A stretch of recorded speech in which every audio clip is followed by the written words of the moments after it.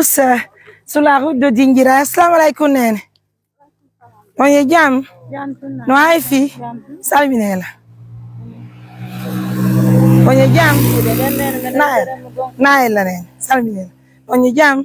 No ay fi. Pay koy. Ay fi buy. Inkal biro ngajere may. On y jam. Jabango nundo. Achem jabana. Jeji yo. Kono ma kitelo. Nena Mariama. Ay moi rapidement. Nena Mariama. Don se na de honto. Se na de ko. Konto yudo. Kodo gamme. Remugol. Onyi jam. Pay koy. Haray ko Mariam Touré mi wete. Ko mo jobere men jogiti wiete ni assistance humanitaire d'urgence. Haray ko mamu woni ko men daki. Bede yade dingira. Ambo encore Haray me de yade dingira. Mele yaade golle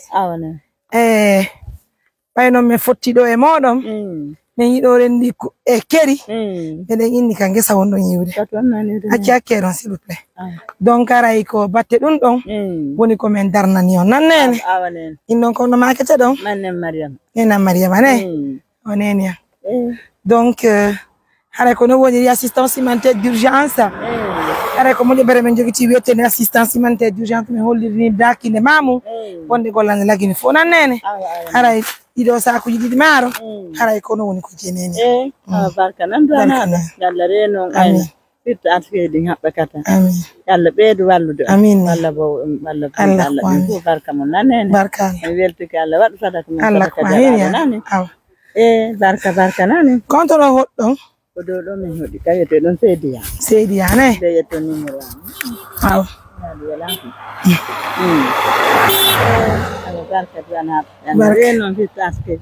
Amin ya Rabbi. Allez, mesdames, messieurs, merci de rendre heureuse la maman ce matin. En tout cas, une maman. Waouh. Numéro bon, d'accord. Prends-moi le numéro là.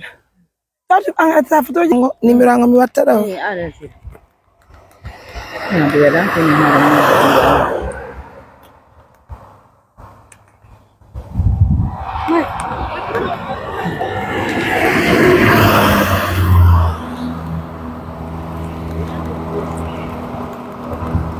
Mesdames, messieurs, merci à nos millions de partenaires, merci à tout le monde pour la confiance et pour l'attention.